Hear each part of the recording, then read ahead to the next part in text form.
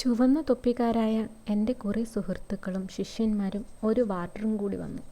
അവർ പെൺജയിലിൻ്റെ മതിലിനടുത്ത് ഒരു പച്ചക്കറിത്തോട്ടം ഉണ്ടാക്കാൻ പോകുന്നു.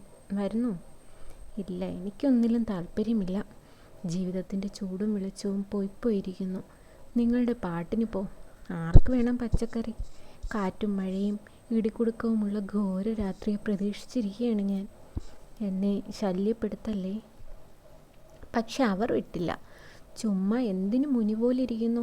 പണ്ട് ഗുരുവിനോടൊന്നിച്ച് ഇരുണ്ട ഗുഹയിൽ ധ്യാനിച്ച മുനിയാണ് ഞാൻ. ഞാനും ചെന്നു, ഞാനും സഹായിച്ചു. ഞങ്ങൾ തോട്ടം ഉണ്ടാക്കി. അപ്പോൾ ഒരു സുഹൃത്ത് ഒരു വിശേഷം കാണിച്ചു തന്നു. ഒരുമാതിരി ചുവന്ന മതിലിൻ്റെ താഴത്ത് സിമൻ്റ് ഇട്ടടച്ച വലിയ കറുത്ത പപ്പടം മാതിരി ഒരു വൃത്തം. മുമ്പത് ഭേദപ്പെട്ട ഒരു വലിയ തുളയായിരുന്നു. അനേക മണിക്കൂറുകളിലെ, അനേക ദിവസങ്ങളിലെ, അനേക മാസങ്ങളിലെ, അനേകം ആണുങ്ങളുടെ പ്രേമനിർഭരമായ നിമിഷങ്ങളിലെ അത്യധ്വാനമായിരുന്നു ആ തുള. അതങ്ങനെ നിന്നു. ദിവസങ്ങൾ, മാസങ്ങൾ, വർഷങ്ങൾ അങ്ങനെ നിന്നു. ജയിൽ പുള്ളികളെല്ലാം മര്യാദക്കാരും അനുസരണയുള്ളവരുമായി. ആ തുള വഴി പെൺജയിലും ആൺജയിലും മുഖവും മറ്റും കണ്ടിരുന്നു. മുഖവും മറ്റും ശബ്ദം കേട്ടിരുന്നു, മണം പിടിച്ചിരുന്നു. സന്തോഷം, പെണ്ണിൻ്റെ മണം അതുവഴി ആൺജയിലിൽ പരന്നിരുന്നു. പരമസുഖം, സംതൃപ്തി. ഇത് വളരെ ഭദ്രമായ രഹസ്യമൊന്നും ആയിരുന്നില്ല. കണ്ടില്ല, കേട്ടില്ല, അങ്ങനെ പോയി സംഭവം. ഇവിടെ വേണമെങ്കിൽ ഒരു ഉയർന്ന പീഠത്തിലിരുന്ന് സദാചാരത്തെപ്പറ്റിയും സംസ്കാരത്തെപ്പറ്റിയും ഉഗ്രം പ്രസംഗങ്ങൾ നടത്താം. വാ തോരാതെ ഉപദേശിക്കാം. ചുമ്മാപ്പോ. എന്നാൽ സർവഗുണസമ്പൂർണനായ ഹേ മഹാത്മാവേ, ഞങ്ങൾ കാമക്രോധികളുള്ള വെറും മനുഷ്യരാണ്. വളരെ ബലഹീനതകൾ ഞങ്ങൾക്കുമുണ്ട്. ഞങ്ങളോട് കരുണ കാണിക്കുക. ദൈവത്തിൻ്റെ അനുഗ്രഹമാണ് ഹേ ആൺപെൺ ആകർഷണത. മകർക്കല്ലേ ആകർഷണം. ദൈവത്തിൻ്റെ ദിവ്യമായ സഹാനുഭൂതിയോടെ വേണം നിങ്ങൾ ഞങ്ങളെ നോക്കാൻ. നോക്കി, എല്ലാവരും നോക്കി. എന്നാൽ കുശാണ്ട വാർഡർ ഇവിടെ ഒരു നല്ല ബിസിനസ് കണ്ടു. ആ തുളയിലൂടെ നോക്കുന്നതിന് ഒരു ചെറിയ നികുതി ചുമത്തി. ഒരാൾക്ക് ഒരണ. ഇവിടെ പാവപ്പെട്ടവനും പണക്കാരനുമുണ്ട്. പാവങ്ങൾ എന്ത് ചെയ്യും? ലൈംഗിക ദാഹം സമം. എൻ്റെ ക്ലാസ്മേറ്റ് പറഞ്ഞു, വാർഡറെ, ഇത് ശരിയല്ല. ശരിയല്ലെങ്കിൽ ഞാൻ ഈ തുള അടച്ചു കളയും. കുശാണ്ട വാർഡർ ഭീഷണിപ്പെടുത്തി. തന്നെയുമല്ല, സിമൻ്റ് ഇട്ട് കുശാണ്ട വാർഡർ ആ തുള ക്രൂരതയോടെ അടച്ചു കളഞ്ഞു. സ്ത്രീയുടെയും പുരുഷൻ്റെയും ചോര ഒഴിച്ചല്ല ആ സിമൻ്റ് കുഴിച്ചത്. എങ്കിലും ശിരസ് കുനിച്ച് ആ സിമൻ്റിട്ട ഭാഗം ഞാൻ മണപ്പിച്ച് നോക്കി. പെണ്ണിൻ്റെ മണമുണ്ടോ? 4.5 കൊല്ലവും 36 അടിയും എൻ്റെ ക്ലാസ്മേറ്റിന് കിട്ടിയത് ഇങ്ങനെയാണ്. സന്തോഷത്തോടെ ഞങ്ങൾ പച്ചക്കറിത്തോട്ടം നിർമ്മിച്ചു. എൻ്റെ ജയിൽ ഭാഗം ശൂന്യം. ഞാനും ഉറക്കം തൂങ്ങുന്ന ഒരു വാർഡർ മാത്രം. ഒരു വലിയ മതിൽക്കെട്ടിനുള്ളിൽ ഞാൻ മാത്രം. രാവിലെ പച്ചക്കറിത്തോട്ടം നനയ്ക്കാൻ 2-3 പേർ വരും. ഒരു പ്രത്യേക വാർഡറുടെ അകമ്പടിയോടെ ഞാൻ ചുമ്മാ നടക്കും. തകർന്നടിഞ്ഞ മഹാനഗരത്തിൻ്റെ ഏകാന്തമായ തെരുവീഥികളിലൂടെ എന്ന പോലെ. മ്ലാനത, എങ്ങും നിശബ്ദത. ഞാൻ നടന്നു പോകുമ്പോൾ ഇടയ്ക്ക് നിന്നു പോകും. ഈ നിശബ്ദത ഘനീഭവിക്കാൻ പോകുകയാണോ? ഞാൻ ചൂള കുത്തും. ചെടികളോടും വൃക്ഷങ്ങളോടും വർത്തമാനം പറയും. അവിടെ ഒരുപാട് അണ്ണാനുണ്ട്. ഒന്നിനെ പിടിച്ച് വളർത്തുക തന്നെ എന്ന് തീരുമാനിച്ചു. ഓടിച്ച് മരത്തിൽ കയറ്റും. എന്നിട്ട് എറിഞ്ഞു വീഴിക്കാൻ ശ്രമിക്കും. അങ്ങനെ ഒരു ദിവസം പെൺജയിലിൻ്റെ മതിലിനരികിലൂടെ ചൂള കുത്തിക്കൊണ്ട് തനിച്ചങ്ങനെ നടക്കുമ്പോൾ ഒരു സ്വർഗീയ നാദം. ലോകത്തിലേക്കും വെച്ച് ഏറ്റവും മനോഹരമായ ശബ്ദം. മതിലിൻ്റെ അപ്പുറത്ത് നിന്ന് പെൺജയിലിൻ്റെ വക ഒരു ചോദ്യം. ആരാ അവിടെ ചൂളയടിക്കുന്നത്? പെട്ടെന്ന് സുഗന്ധവും പ്രകാശവും വരുന്നതുപോലെ അത്ഭുതം. ആൺജയിലിന്നല്ല. എനിക്ക് രോമാഞ്ചമുണ്ടായി.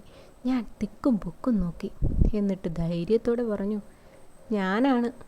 ഞാൻ ആകെ ഇളകി. ഇതാ പെണ്ണ്. കുറേ ഉച്ചത്തിൽ തന്നെ വേണം വർത്തമാനം പറയാൻ. അവൾ മതിലിൻ്റെ അപ്പുറത്ത്, ഞാൻ ഇപ്പുറത്ത്. അവൾ ചോദിച്ചു, പേരെന്താ? ഞാൻ പേര് പറഞ്ഞു കൊടുത്തു. ശിക്ഷയുടെ കാലാവധി, എൻ്റെ തൊഴിൽ, ഞാൻ എഴുതിയതായ രാജദ്രോഹ കുറ്റം എല്ലാം. അവളും ജീവിതത്തിൽ ചെയ്ത തെറ്റുകളെപ്പറ്റി പറഞ്ഞു. അവളുടെ സുന്ദരമായ പേര് നാരായണി. അവളുടെ സുന്ദരമായ വയസ്സ് 22. അവൾക്ക് എഴുതാനും വായിക്കാനും അറിയാം. ശകലം വിദ്യാഭ്യാസമുണ്ട്. 14 വർഷത്തേക്കാണ് കഠിന തടവ്. വന്നിട്ട് 1 കൊല്ലമായി. സന്തോഷമില്ലാത്ത 1 കൊല്ലം. ഞാൻ പറഞ്ഞു, നാരായണി, നമ്മൾ ഏതാണ്ട് ഒരുമിച്ചാണ് ജയിലിൽ വന്നത്. അങ്ങനെയാണോ? കുറേ നേരത്തെ നിശബ്ദത. എന്നിട്ട് നാരായണി ചോദിച്ചു, എനിക്ക് ഒരു റോസാച്ചെടി തരുമോ? ഞാൻ ചോദിച്ചു, നാരായണി, എങ്ങനെ അറിഞ്ഞു ഇവിടെ റോസാച്ചെടി ഉണ്ടെന്ന്? നാരായണി പറഞ്ഞു, ജയിലല്ലേ, എല്ലാവരും അറിയും. ഇവിടെ രഹസ്യങ്ങളൊന്നുമില്ല, തരുമോ? അവൾ പറയുന്നത് കേട്ടോ, രഹസ്യങ്ങളൊന്നുമില്ലെന്ന്. എനിക്ക് പെൺജയിലിനെ പറ്റി എന്തറിയാം? അവിടെയുള്ള സ്ത്രീകളെപ്പറ്റി എന്തറിയാം? നാരായണി വീണ്ടും ചോദിച്ചു, ഒരു റോസാച്ചെടി തരിയില്ലേ? നാരായണി, ഞാൻ ഹൃദയം പറഞ്ഞു പോകുന്ന ശക്തിയോടെ ഉച്ചത്തിൽ കൂകി, ഈ ഭുവനത്തിലുള്ള എല്ലാ പന്നീർ ചെടികളും നാരായണിക്ക് തരും. നാരായണി ചിരിച്ചു, അനേകായിരം ചെറിയ തങ്കമണികൾ കിലുങ്ങും വണ്ണം. അത് കേട്ടപ്പോൾ എൻ്റെ ഹൃദയം 100,000 ചെറു കഷ്ണങ്ങളായി ചിതറിപ്പോയതുപോലെ. അവൾ പറഞ്ഞു, 1 മതി, ഒരെണ്ണം മതി. തരുമോ? അവൾ ചോദിക്കുന്നത് കേട്ടോ, ഒരെണ്ണം തരുമോ എന്ന്. നാരായണി എന്താണ് ചെയ്യുക? കെട്ടിപ്പിടിച്ച് ഞെരിച്ച് ഉമ്മ വെച്ച് ശ്വാസം മുട്ടിച്ച് കളയണം, പിന്നല്ലാതെ. നാരായണി, ഞാൻ വിളിച്ചു പറഞ്ഞു, അവിടെ തന്നെ നിൽക്ക്, ഒന്നിപ്പോൾ കൊണ്ടുവരാൻ കേട്ടോ. നാരായണി പറഞ്ഞു, കേട്ടു. ഞാൻ ഓടി.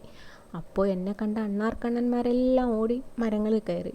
ഞാൻ പറഞ്ഞു, എന്തടേ ബടുക്കൂസുകളെ ഓടി മരത്തിൽ കയറുന്നത്? നാണമില്ലേ ചുമ്മാ ഇറങ്ങി ഇവിടെ എല്ലാം നടക്കടേ? എന്നിട്ട് ഓടി പന്നീർ തോട്ടത്തിൽ ചെന്നു. അത്ഭുതം, പൂവുകളെല്ലാം പുതുമന്ദഹാസത്തോടെ വെയിലിൽ കുളിച്ചു നിൽക്കുന്നു. ഏറ്റവും ഭംഗിയും വളരെയധികം കമ്പുകളുമുള്ള ഒരു റോസാച്ചെടി വേരുകൾ പൊട്ടിക്കാതെ ചേന മാതിരി ചുറ്റും മണ്ണ് നിർത്തിയെടുത്തു. ചുവട് ഒരു ചാക്കിൻ കഷ്ണത്തിൽ ഭദ്രമായി വരിഞ്ഞു കെട്ടി. ചില്ലകളെല്ലാം ഒതുക്കി കെട്ടി. എന്നിട്ട് ഓടി മതിലിനടുത്ത് ചെന്നു. നാരായണി, ഞാൻ വിളിച്ചു. ആരും വിളി കേട്ടില്ല. അവൾ പോയോ? എടി നാരായണി, ഞാൻ വീണ്ടും വിളിച്ചു. അപ്പോഴൊരു ചിരി. എന്നിട്ട്, എന്തോ? ഞാൻ ചോദിച്ചു. ഞാൻ വിളിച്ചപ്പോൾ എവിടെയായിരുന്നു? ഇവിടെ തന്നെ ഉണ്ടായിരുന്നു. എന്നിട്ട്? ഞാൻ മിണ്ടാതെ ഒളിച്ചു നിൽക്കുകയായിരുന്നു. കള്ളി. അവൾ ചിരിച്ചു. അവൾ ചോദിച്ചു, റോസാച്ചെടി കൊണ്ടുവന്നു? ഞാൻ മിണ്ടിയില്ല. എന്താണെന്ന് വെച്ചാൽ ഞാൻ ചുംബിക്കുകയായിരുന്നു ഓരോ പനിനീർപ്പൂവിലും, ഓരോ മുട്ടിലും, ഓരോ തളിരിലും. നാരായണി എൻ്റെ പേര് പറഞ്ഞു വിളിച്ചു. ഞാൻ മിണ്ടിയില്ല. ഞാൻ ചുംബിക്കുകയായിരുന്നു ഓരോ മുള്ളിലും, ഓരോ കമ്പിലും. പിന്നെയും നാരായണി ഉത്കണ്ഠയോടെ എൻ്റെ പേര് പറഞ്ഞു വിളിച്ചു. ഞാൻ വിളി കേട്ടു. അപ്പോൾ നാരായണി പരിഭ്രമത്തോട് പറഞ്ഞു, ദൈവത്തിനെ ഇത്ര സ്നേഹത്തോടെ വിളിച്ചിരുന്നെങ്കിൽ.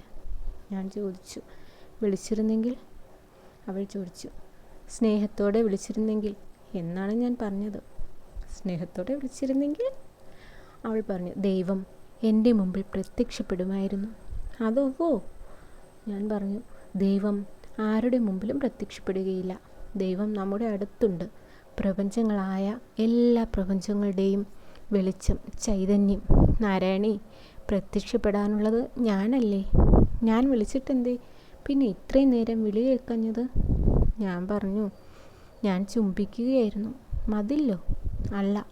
പിന്നെ ഓരോ റോസാപ്പൂവിലും, ഓരോ കമ്പിലും, ഓരോ ഇലയിലും.